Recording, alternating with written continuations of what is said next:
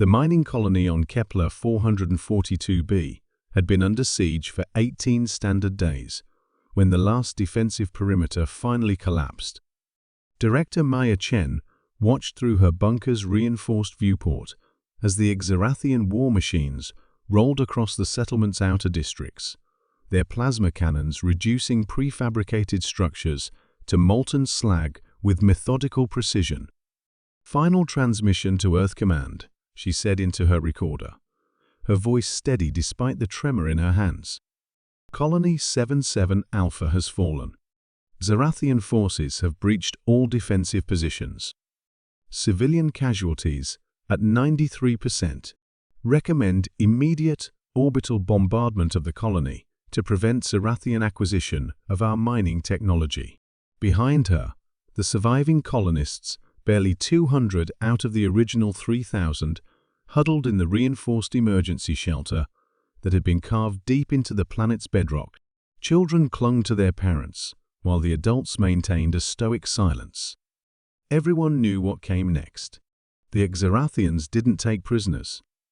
Dr. Sarah Voss, the colony xenobiologist, looked up from her tablet, where she'd been cataloging the alien invasion force.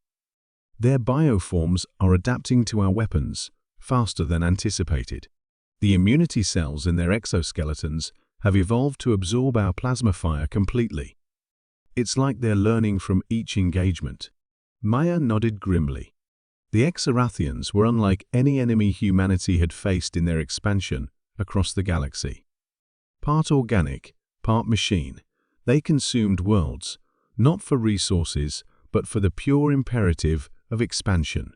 Each conquered planet became a nursery for their next generation of warspawn, perfectly adapted to overcome whatever defenses they'd encountered.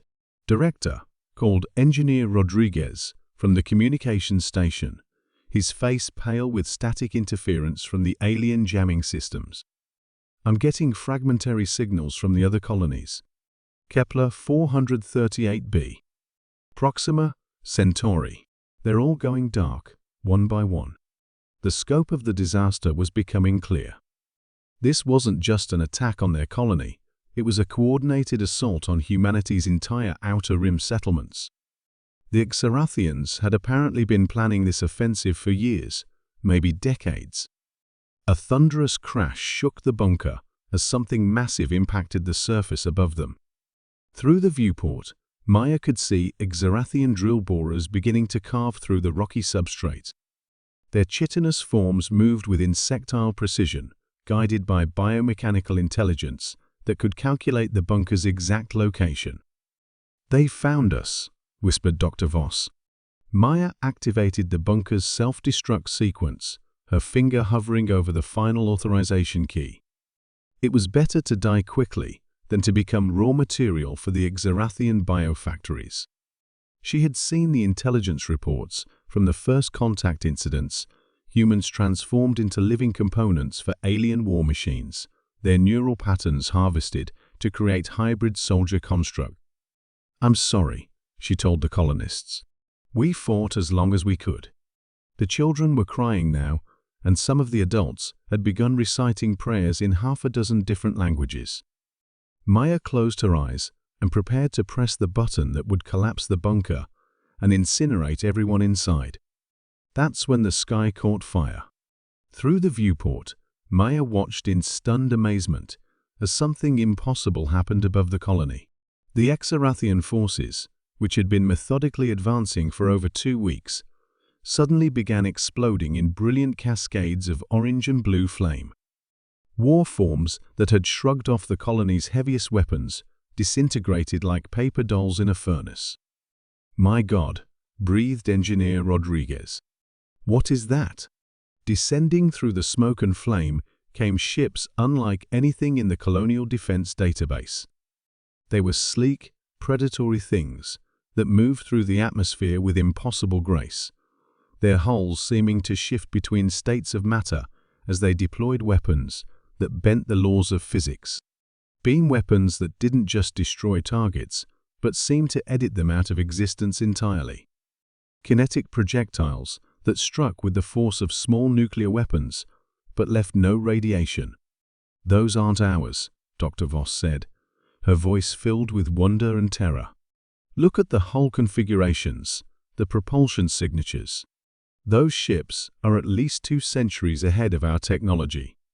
The lead vessel settled onto the colony's main landing pad with mechanical precision. Its boarding ramp extended, and figures began emerging, figures that were unmistakably human, but wrong in subtle ways that made Maya's eyes ache to look at them directly. They moved with enhanced coordination, their bodies clearly augmented with technologies that pushed the boundaries of what baseline humans could achieve. Their armor was formed, fitting but seemed to exist partially outside normal space, creating distortion effects around their edges. And their weapons, sleek devices that hummed with barely contained energy. "This is Colonel Marcus Steele of the Terran Temporal Defense Corps," came a voice over the colony's emergency communication system. The accent was strange English, but with linguistic drift that suggested centuries of separation from mainstream human civilization. "Kepler 442b Colony 77 Alpha. Respond if you are receiving this transmission." Maya fumbled for her communicator. "This is Director Chin. We're alive but barely. How did you get here so fast?" Earth Command said no relief forces were available. There was a pause before the colonel responded. "Director Chun, we need to talk. But first, let's finish cleaning up these Zarathians." Over the next hour, Maya watched through remote surveillance feeds as the mysterious soldiers systematically dismantled the Zarathian invasion force. Their tactics were flawless, their technology overwhelming, and their coordination beyond anything human military doctrine had ever achieved. The aliens that had terrorized the Outer Rim colonies for months were swept away like leaves in a hurricane. When Colonel Steele finally entered the bunker, Maya was struck by how ordinary he looked despite his extraordinary equipment. Middle-aged, battle-scarred, with kind eyes that had seen too much violence. His soldiers remained outside, maintaining a respectful perimeter. "I know you have questions," Steele said without preamble. "The short answer is that we're human, but not from your timeline. The Temporal Defense Corps operates across multiple probability streams, protecting human settlements from threats that local forces can't handle." Dr. Voss stepped forward, her scientific curiosity overriding her shock. "You're saying you're from an alternate timeline? That's impossible.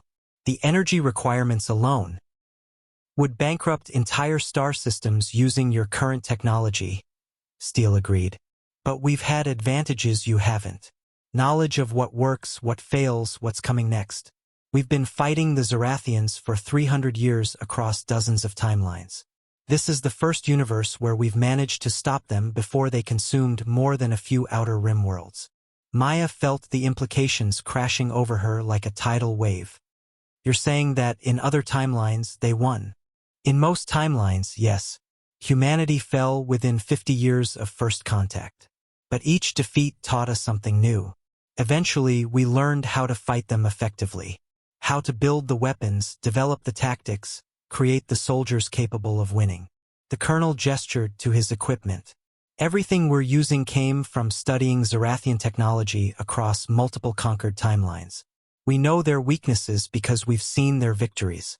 This timeline, your timeline, represents our best chance of creating a universe where both species can coexist." Coexist? Maya couldn't hide her disbelief. "After what they did to our colonies? The Zarathians you fought were corrupted by a quantum virus from the deep void. In their original form, they're actually quite remarkable, living bioships that help maintain galactic ecological balance. The virus turned them into planet-consuming swarms. We've developed a cure, but it had to be administered during active combat to penetrate their adaptive defenses." Over the following days, as the Temporal Defense Corps worked to restore the colony and treat the wounded, Maya learned more about the strange reality of cross-temporal warfare. The soldiers were volunteers from timelines where humanity had lost everything, given the chance to save versions of themselves across the probability matrix. "Will you stay?" she asked Colonel Steele as his forces prepared to depart. He shook his head. "Our timeline is calling us back. There are other colonies under attack, other battles to fight. But we've left you something technical specifications that should help your people defend themselves more effectively. Consider it a gift from the humans you might have become. As the impossible ships lifted off into Kepler, 442b's alien sky, Maya realized that humanity was far stranger and more resilient than anyone had imagined. Somewhere out there, across the infinite branches of possibility, other versions of themselves were fighting battles she couldn't even comprehend.